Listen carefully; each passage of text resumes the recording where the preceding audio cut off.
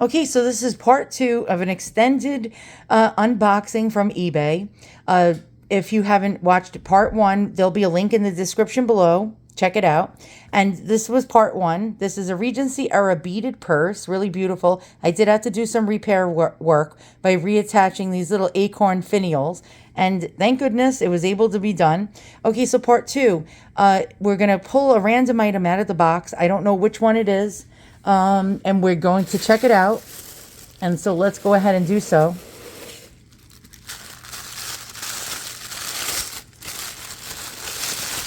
I couldn't make this in one video because it would just take over at least an hour, hour and a half, and nobody watches anything more than 5 minutes, basically. Although this will probably be a 20-minute video. Oh, I don't like that sound. Oh, okay. Oh, okay. Oh, wow. Wow.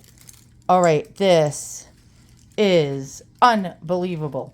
Okay, let me just put this back. So the seller knew nothing about antiques.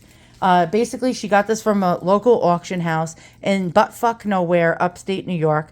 Like, it's like basically the sticks. And those auction houses are great for finding treasures because most of the auctioneers are not well versed in antiques. They'll just say, like, antique perfume bottle. They won't go into detail about it. And a lot of people who are in the audience will raise their paddle and they won't go really high. So this seller wanted $95 for this bottle.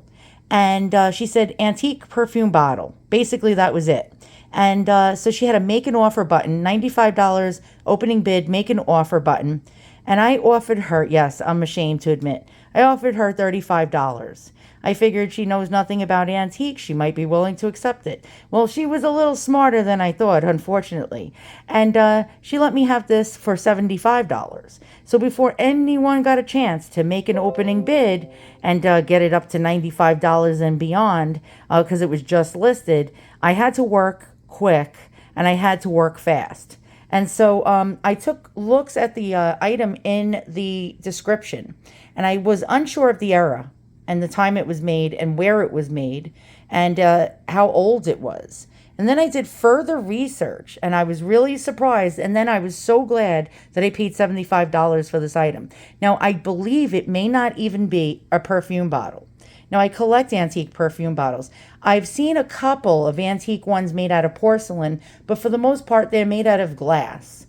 And you don't see too many antique porcelain perfume bottles. So then I started looking at the shape of this item and doing further research. And by the way, look at these beautiful hand-painted flowers. I don't know if you can see that with the gilding. We have gold gilt work going throughout the piece. I even like, if you look at this work over here, this metal work, don't know if this is bronze doré. They usually call it ormolu. And my camera is really not going to focus. But again, I really loved, look at this gilding work going throughout it. And then on this side, and I assumed, and they say assuming makes an ass out of you and me, that it was a perfume bottle and it was French. And then I realized upon research that this might not even be a perfume bottle. This could be something called, and I'm going to get it wrong. Oh God, I'm going to have to Google the pronunciation. Be right back. Okay, I'm going to let the computer do the talking. All right, you ready? Here we go. A tree. It sounds like a tree. Hold on, let's do this again. A tree. Okay, I'm going to say it like this, a tree. And it sounds like she said a tree. And, okay, so I believe that this may be an, oh God, I'm going to do it wrong again. A tree. A tree. I can't do French. And let's take a look. Oh my God, my camera sucks for close-ups. Let's take a look at this. Wow. Okay, what is an etui? A tree. Etui. It's basically a little receptacle that held things like little novelties that were used for sewing. And it didn't have to be just for sewing. It could have been little ladies' dainty accessories. And so I assumed that this may be an etui. Something that must have held some kind of sewing stuff. Don't know for sure. Let's try to get a gander inside this bottle. I'm going to give it a sniff. Generally, even perfume that's 100 to 2 to 300 years old, even if the bottle is empty, you'll still smell reminiscence of old perfumed oil. So if this is a perfume bottle, I'll know in a moment. So hold on, let me give it a sniff. I hope I don't pass out on camera. I don't smell anything. Wait, hold on. No, I don't. Unless maybe when I got COVID, it took away my sense of smell. But yeah, okay, so who could have made this? Okay, I assumed, again, it was French. And by the way, look at that. This could possibly be gold. When I've done research on pieces that were similar to this metal ended up being solid gold. How do you test for that? I have acid. I can actually, let's take a look at this. It could be plated, who knows? I mean, it does have some wear patterns. Maybe if I clean it, sometimes that's a soot in here. That little blackening, it might not even be like pitting or anything like that. But this could possibly be gold. I might test it. I don't know if it should be, something I should bother doing. But you guys tell me in the comments below. Should I test this? And if yes, I'll do a separate video. How's about that? All right, so from my research, I found out that these are either generally English, made by a porcelain company by the name of Chelsea, or a French company by the name of Menacé. Don't know if I'm pronouncing that right, or Menacé, or most likely Meissen. Meissen German porcelain. And if you collect any kind of antiques or any kind of antique porcelain, you know that Meissen is one of the most sought after porcelain and the most expensive, almost one of the most expensive porcelain in antique porcelain that you can find. So I'm assuming that this may be a Meissen piece. Now, a lot of times these older pieces were not marked. Usually they would be on the bottom. But since this has, look at it, by the way, look at this. Do you see this? Look at the shape of that. That is just absolutely amazing. I'm going to show you the research I've done and what conclusion I've come to. And about the value and about the age. Now, I thought this was from the late 1890s. I assumed Victorian, but I was wrong. So I just want to really look at this in a different lighting to get an idea about this. Wow, this is just absolutely spectacular. Look at this. So now that you see it in a different lighting, I had too much glare in the other direction on the counter. But look at the workmanship and the shape.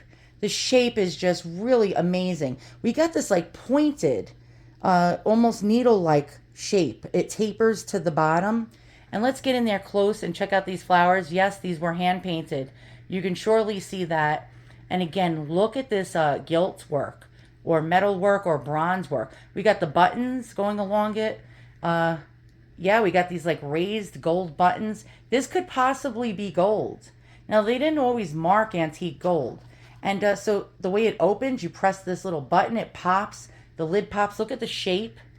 And let's go ahead and check out more information about things like this and the value and the age and who may have made it. Yes. Okay, $75 was a hell of a freaking bargain for this one, I can assure you. Now, I had no clue whatsoever. Now, look at the tapering. You see how it tapers down to the bottom? We got the hand-painted porcelain. We have this gold gilt work going along it, and then it tapers. I had no clue whatsoever it was this old. 1750 to 1760. A Meissen gilt metal mounted etui, what did I say? Oh, etui, of lobed tapering form with a molded terminal painted with flowers and fruit sprigs, circa 1750 to 1760. The late Noel Howard collection exhibited at the Hamburg Museum. Can you freaking believe this? Hold on. Can you freaking believe this? It's not the same identical thing. But now I'm actually thinking that this is Meissen. Yes, from 1750 to 1760. Holy shit. Now in black and white, of course, the Metropolitan Museum of Art has an, etui, probably German, circa 1750 to 1760. Again, look at this. Okay, well, some of them were different. They're not all the same. This one has some kind of hand painting with this Rococo scroll work going throughout it. And then what do you see? You see the little button? Right here, like mine, we got the gilt work. I wish it was in color. Why did they take a picture of it in black and white? God only knows. But here we go. That same type of top. And I'm guessing that this now is not a porcelain perfume bottle. Nope. I think it's an etui. Now on auction, they had, by the way, all different shapes, all different sizes, all different designs. But you see this one right here with the hand-painted flowers. We have the gold metal work. And it says German 18th century porcelain etui with wildflower design by Meissen. And it's very small. It's only 4.5 inches. Mine is much bigger. How much did it sell for? Well, let's find out. $2,500. The estimate was $1,800 to $2,700, circa 1770. Holy cow. It says this tubular-shaped porcelain etui, designed to hold needles, stiletto, bodkins, and other slender sewing tools, has raised design and is decorated with exquisite, dainty wildflowers in vibrant colors, including designs at both caps. The gold fittings at the center separate for access to the hollow interior. This may be gold. Yes, I'm really thinking I should test it, but I'm being lazy. And again, we have the same type of flower designs going throughout this piece. And there we go. So here's another Meissen etui dated 1750 to 1760 in German. Can't understand a word of it. But you see the hand-painted flowers and that gold little doré bronze or maybe even real gold, seam going here with the hand-painted sprig of flowers. And no two are basically alike. Wow. Okay, we got something old here, boys and girls. Now here is one made by Menacee. By Menon. Only kidding. Probably the Zoomers that are watching this don't remember that commercial. But here's Menacee, which is a French porcelain one. It was $1,099. It's on sale for $989.10. And again, you see that beautiful gold work with the hand-painted flowers, and it could be possibly Menacee. Let's check out. There's this. He's showing you the hinge on this, and again, he's showing you this one has damage. Yep, it has cracks in it, and look at the price it's selling for with the freaking cracks in it and the damage. Wow. Okay. And what date did he put on this? Let's check it out. And it says 18th century. Very interesting. Let's check this out. And for sale is a really superb porcelain oh God, I can't even do it. Etui or sewing case. I am fairly sure was made by Menacee in France in the mid 18th century. That's mid 1700s. These flowers, their quality is top notch. The piece has nice shape to it and is hand painted. Blah blah blah blah blah blah blah blah blah. By the way, mine is even bigger. And this is 4.375 inches tall. So mine is 5 inches. And most of these are like 4.5 to 4 3/4. Mine is actually a very large one. Now this is an auction house called The Rose. The Rose is a wonderful auction house if you collect antique dolls and antique dainty ladies accessories. So since they already sold this for $2,500, and the pre-sale estimate was $1,800 to $2,700. What price would I put on my piece? Actually, let's blow this one up. Oh, wow, look at that. Look at the flowers. Okay, and then let's look at mine.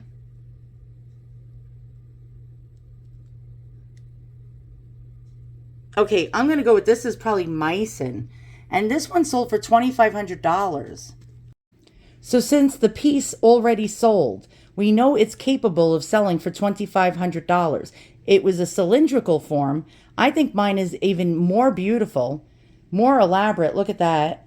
More stunning, and just absolutely overly more beautiful. And for $75, I think I did phenomenal. It was a good thing that I made that offer when I did before the bidding had started, because there was going to be dealers that were going to find this and were going to know what this was. And this would have probably went up to several $100s, if not even over $1,000 or even $1,500 to $2,000 on eBay. So that was like a major smart move of me to immediately move in, almost like a vulture, and offer her a really low ball offer. And so she went back at me with something that was affordable at $75 hairs. Okay, so we already got two amazing items from this seller who has, by the way, a whole smorgasbord of other things that I want to buy also that are equally as valuable, but I can't afford them right now. And I'm not going to divulge that information to you. I don't give my secrets away to nobody because I want these treasures for myself, greedy as fuck as I am. And as many of you who are saying, you bitch, I'm sorry, too bad. I do my homework and I work really hard. I know you think that's a little cocky of me, but yeah, I work really hard to find these things, not to give my secrets away to people on the internet. Although you may subscribe to me and I love you all, I'm not that stupid. You know what I'm saying? Because you might go tippy-toeing through the tulips to find these items and take them away from me. So I'm not letting that happen. So I'm saving up my money really fast to buy the rest of her pieces, because she did say to me, if you want anything else, I will work with you on the price like I did with the other items, and they can be yours. And so, yep, by the way, she put them in all the wrong categories. Don't think you're going to find them. Ha ha ha. Yes, I'm a bitch. Because she put them in all the wrong categories, did not use very good keywords. You're not going to find them. I found them. And most people would not find them. Although this could have been caught by a few people to bring this up to enough price where I wouldn't have been able to afford it on auction. So let's get to part 3. There'll be in the description below the link to part 1. And I will put a link in the next part to go into part 3 for the other items, so you can watch these videos in succession. All right, so value. $2,500 all the way up to $2,700. If this is real gold, we're talking even more. Not bad for a $75 purchase.